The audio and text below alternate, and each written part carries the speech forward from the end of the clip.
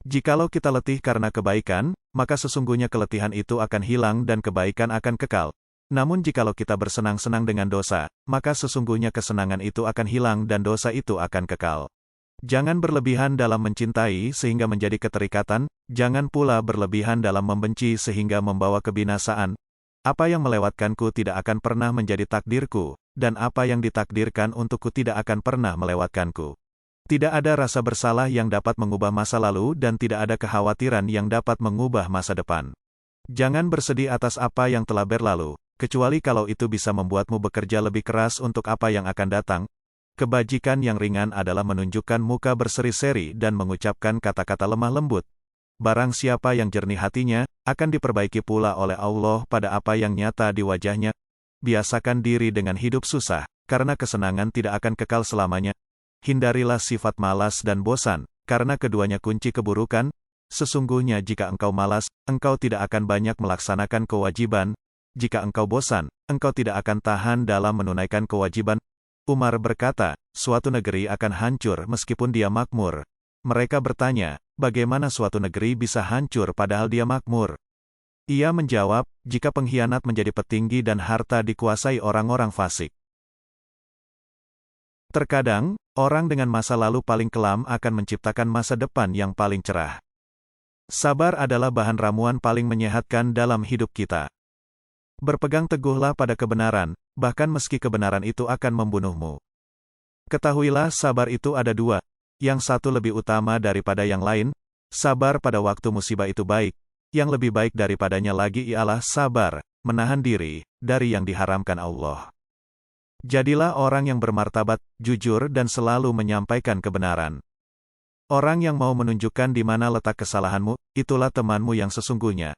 Sedangkan mereka yang hanya menyebar omong kosong dengan selalu memujimu, mereka sebenarnya adalah para algojo yang justru akan membinasakanmu. Perbanyaklah mengingat Allah, karena itu adalah obat. Jangan buat dirimu terlalu banyak mengingat manusia, karena itu adalah penyakit. Aku tidak pernah sekalipun menyesali diamku, tetapi aku berkali-kali menyesali bicaraku. Biasakan diri dengan hidup susah, karena kesenangan tidak akan kekal selamanya. Jika pasanganmu sedang marah, maka kamu harus tenang. Karena ketika salah satunya adalah api, maka satu yang lainnya harus bisa menjadi air yang bisa meredam amarah itu. Dulunya kami adalah orang-orang yang hina. Kemudian Allah mengangkat derajat kamu dengan Islam. Seandainya kami menginginkan kemuliaan dari selain Islam, sungguh Allah akan mencela dan menghina kami. Bila engkau menemukan celah pada seseorang dan engkau hendak mencacinya, maka cacilah dirimu, karena celamu lebih banyak darinya. Ilmu ada 3 tahapan. Jika seseorang memasuki tahapan pertama, dia akan sombong. Jika dia memasuki tahapan kedua, maka dia akan rendah hati.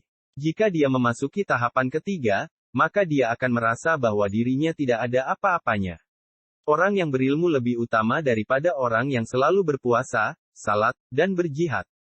Karena apabila orang berilmu mati, maka akan ada kekosongan dalam Islam yang tidak dapat ditutup selain oleh penggantinya, yaitu orang berilmu juga.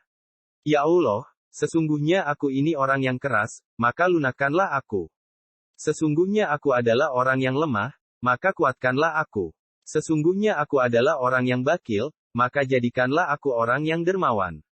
Andai terdengar suara dari langit yang berkata, wahai manusia, kalian semua sudah dijamin pasti masuk surga kecuali satu orang saja.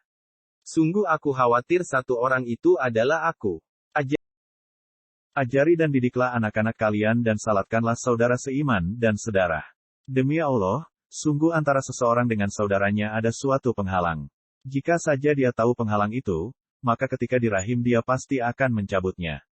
Cara terbaik untuk mengalahkan seseorang adalah mengalahkannya dengan kesopanan. Keyakinan iman adalah di mana seharusnya tidak ada perbedaan antara perbuatan, perkataan, dan apa yang kamu pikirkan. Ajaklah seseorang kepada Islam meski tanpa melalui kata-kata. Mereka bertanya, bagaimana caranya? Dia menjawab,